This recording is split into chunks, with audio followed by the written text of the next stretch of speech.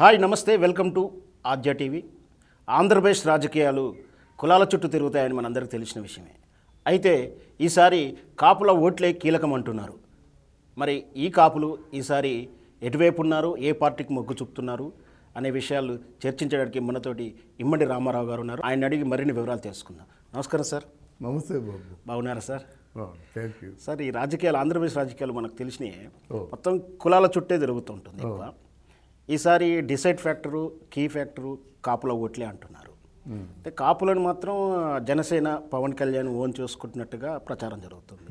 కానీ మరి ఈసారి ఈ కాపులు ప్రధాన నాయకులంతా కూడా రెండుగా చీలిపోయారంటున్నారు. అసలు ఈ కాపులు ఎటువైపు ఉన్నారు, పవన్ కళ్యాణ్ వైపు ఉన్నారా లేరా, అసలు కాపులు ఎటువైపు? అసలు అంటే ముందుగా ఆధ్యా టీవీ అంటే నా సొంత టీవీ లాంటి మాతృ సంస్థకు మళ్ళీ వచ్చినందుకు నా అభిమానులకు, ఫాలోవర్స్కి నమస్కారాలు. ఇక్కడ శ్రావణ్ గారు విషయం ఏమిటంటే కాపులు ఎవరికీ సొంతం కాదు. ఏదో కొన్ని రాజకీయ శక్తుల వలన వాళ్ళు కుల అభిమానం చూపిస్తారనేటువంటి భ్రమలో ఉన్నాం. కానీ ఈరోజు ఓటర్ తాలూకు మేధస్సు పెరిగిపోయింది. కాపులు ఎవరి సొంతం కాదంటే బీసీలు మిగతా వర్గాల వారి కంటే ఎక్కువగా ఉన్నారు కాబట్టి బీసీలు అంటే ఒక కాపులు ఒక్కలే అని అనుకోవడం చాలా పొరపాటు. అందులో చాలా శాఖలు ఉన్నాయి. అయితే ఇక్కడ ఏంటంటే కాపు వర్గానికి రాజ్యాధికారం కావాలని సుమారు ఒక 20 సంవత్సరాల ముందు అశోక హోటల్లో దాసరి నారాయణరావు గారు వీళ్ళందరూ వచ్చారు. కాపు సోదరులు అందరూ వచ్చారు. ముద్రగడ పద్మనాభం, హరిరామ జోగయ్య, ఇంకా మిగతా కాపు వర్గాల్లో ఉన్న పెద్దలు అందరూ వచ్చారు. మీటింగ్ అద్భుతంగా జరిగింది. బాగా భోజనాలు చేశారు. తర్వాత ఈ సమర శంఖారావం ఎవరు పూరిస్తారు, దీనికి సూత్రధారి ఎవరు అనుకున్నప్పుడు ఎవరికి వాళ్ళే అనుకున్నారు, నేనంటే నేనని. తర్వాత ఆలోచించి చెప్పుకుందాం అని చెప్పేసి అక్కడితో దాసరి నారాయణరావు గారు ఆ ప్రస్తావన తీసుకొని రావడం మానేశారు. ఎందుకంటే ఎవరైతే వచ్చి కాపు కులస్తుల్ని మనం పూర్తిగా రాజకీయాల్లో తీసుకొద్దాం, వాళ్ళకు రాజ్యాధికారం అప్పగిద్దాం అని చెప్పేసి చెవిలో ఇల్లు కట్టుకొని పోరాడారో వాళ్ళే వెనక్కి తగ్గేసరికి ఆయన బాగా బిజీగా ఉండేవాడు. అందువల్ల అలా పూసిపోయింది. తెలుగు తల్లి అనేటువంటి పార్టీ పెడదామని ఆలోచించారు. తర్వాత ఇక పోయినట్టయితే దాసరి గారు బిజీగా ఉన్నారు. హరిరామ జోగయ్య గారు మాట ఎవరు వినరు, ఎందుకంటే క్రెడిబిలిటీ లేదు. అయితే క్రెడిబిలిటీ ఉన్న నాయకుడు కొంతవరకు ఎవరంటే ముద్రగడ. ఈ ముద్రగడ ఏంటంటే ఎవరైనా నాయకుడిగా ఉండాలంటే వాళ్ళలో కొంత క్రైటీరియా ఉంటే ఉండగలుగుతారు. ఎందుకు ఆయన మిస్ అవుతున్నాడేమో అనిపించింది. ఎందుకంటే ఇప్పటి వరకును వైసీపీ పార్టీలో బట్ ఖచ్చితంగా చేరుతాడు అనేటువంటి అవకాశం లేదు. అంటే ఇక్కడ ముద్రగడతో మాట్లాడితే నాకేమిటి అంటే ఏమిటి, ఇద్దరు అబ్బాయిల్ని పెట్టడమే కాకుండా నాకేమిటి, ఏదో ఒక అండర్స్టాండింగ్ కావాలి కదా రాజకీయాల్లో ఉన్నప్పుడు. అందువల్ల కాసేపు అక్కడికి వెళ్తానంటాడు, కాసేపు ఇక్కడికి వస్తామంటాడు. మొత్తానికి ఏంటంటే ఆయన ఇక్కడ పవన్ కళ్యాణ్ ఏమిటంటే లేదు, మనకి ఏదైనా నా మీద అభిమానంతో ఓటేస్తే గెలుస్తానో మానేస్తాను అనేటువంటి ఆలోచనతో ఆయన ఉన్నాడు. అయితే పొత్తులు పెట్టుకోవడం ఆలోచించి పెట్టాడా, ఆలోచించకుండా పెట్టాడంటే ఆయనకున్న ఆలోచన ఆయనకు ఉంటుంది. అయితే కొంతమంది అంటారు తెలుగుదేశంతో నువ్వు పోటీ అంటే తెలుగుదేశంతో పొత్తులు పెట్టుకుని పోటీ చేస్తే నీకు వేసేవాళ్ళు కూడా ఓట్లు వేయరు అని హెచ్చరిస్తున్నారు. నాకు కావాల్సింది తెలుగుదేశంతో పోటీ మాత్రమే కాదు, అంటే ప్రజాస్వామ్య పరిరక్షణ కావాలి. ఆంధ్రప్రదేశ్ దోపిడీకి గురవుతుందని ఈయన అంటాడు. అంటే నిజాలు ప్రజలకు బాగా తెలుసు. ఎందుకంటే ప్రజలు అంతిమ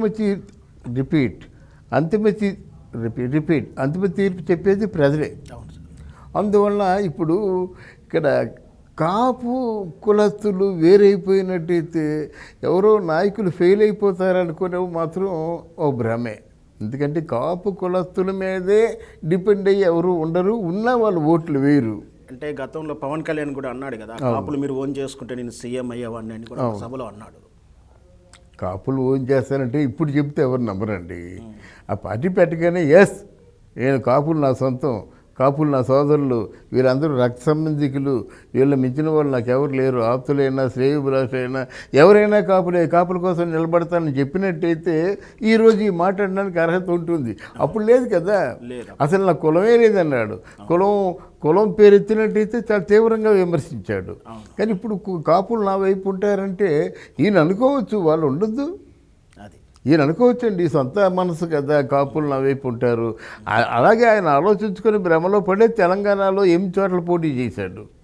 మరి ఆ వివేకం ఉంటే 8 చోట్ల పోటీ చేస్తాడు. నాకు ఎందుకు వేస్తారు తెలంగాణ వాళ్ళ ఓట్లు అని ఆలోచించుకోవాలి కదా. అందువలన పవన్ కళ్యాణ్ తాలూకు ఆలోచనలోనూ తొందరపాటు, అనాలోచిత చర్యలు కనిపిస్తున్నాయి అన్నమాట. సో ఆ మాటలు మనం సీరియస్గా తీసుకోవాల్సిన అవసరం లేదు. అలాగే ఇప్పుడు హరిరామ్ జాగి కానీ ముద్రగడ పద్మనాభం కానీ ఎవరు ఊరికే రారండి. వాళ్ళతో బాగా రాజకీయాల్లో పండిపోయిన వాళ్ళు, మామూలు క్యాండిడేట్ నీకు ఎమ్మెల్యే టికెట్ ఇస్తారంటే ఊరుకోరు వాళ్ళు. అసలు what is the next understanding? మీకు నాకు ఏదో అండర్స్టాండింగ్ కావాలి కదా. నా ఇన్నేళ్ళ అనుభవాన్ని, ఇన్నేళ్ళ కాపు వర్గాన్ని, కాపు సైన్యాన్ని నీకు దారాదత్తం చేస్తున్నాను, మరి నా మాట ఏమిటి అని అడుగుతారు. దానికి ఏదో అండర్స్టాండింగ్లో ఇష్టమైన వాళ్ళు పెట్టుకుంటే లేదు మానేస్తారు.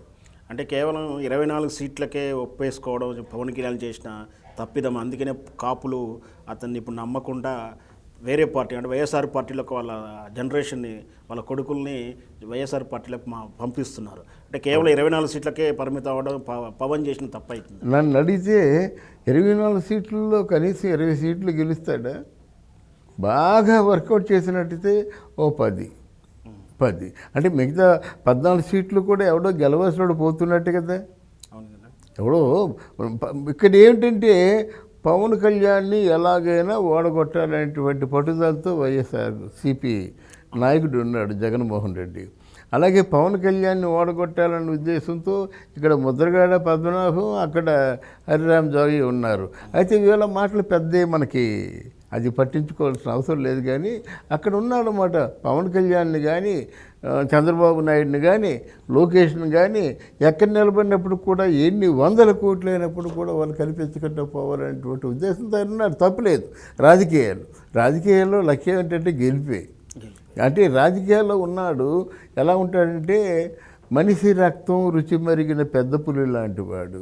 ఒక్కసారి మనిషి రక్తం రుచి మరిగినట్టయితే పెద్ద పులి అడవుల్లో ఉండదు, ఊళ్ళల్లోకి వచ్చేస్తుంది అన్నమాట. అందువల్ల ఆయనకి పవరు కావాలి.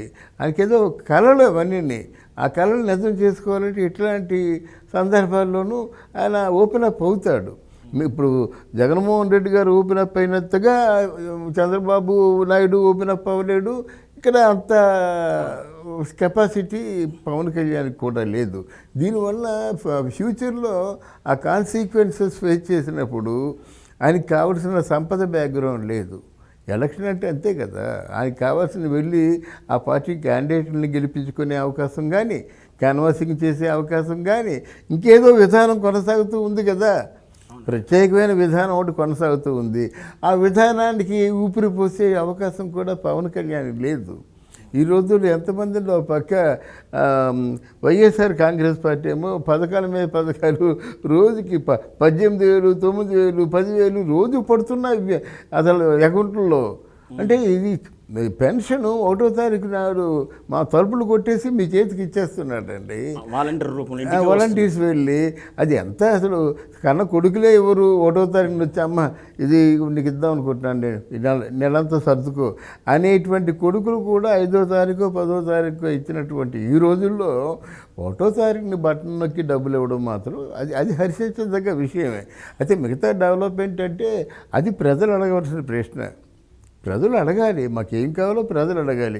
అడిగినప్పుడే అధినాయకుడికి తెలుస్తుంది. అడగకుండా నమ్మకు నీరెచ్చినట్టుగా అందరూ నాయకులు, మేధావులు వీళ్ళందరూ ఊరుకున్నారనుకోండి, కుహనా మేధావులు కుహనా మేధావులు అవుతారు కదా. మీరు నోరేస్తారు, ఎక్కడ దొంగచాటుగా విమర్శిస్తుంటారు, దొంగచాటుగా నాలుగు మాట్లాడుతుంటారు. అదే మేధావిత్వం అండి.